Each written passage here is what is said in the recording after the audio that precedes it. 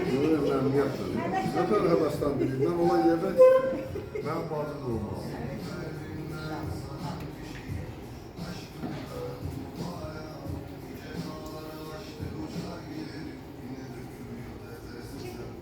Mobility. Burası çare olsa marka orada buna taşlar.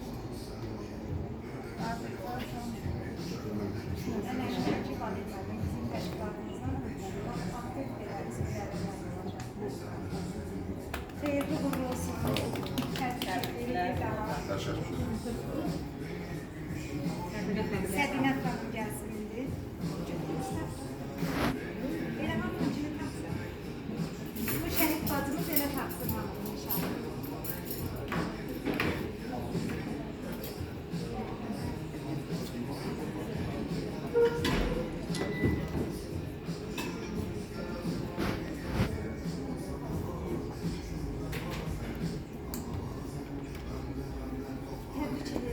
Təbrik edirəm.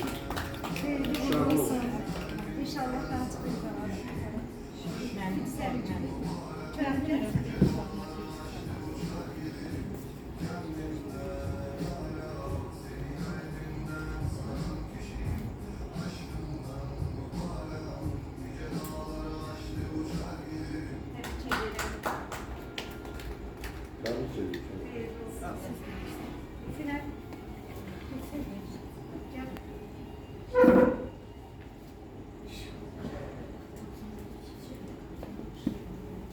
Hayırlı olsun herkes için. İnşallah ruh meselesini eşitleri teşkilatta.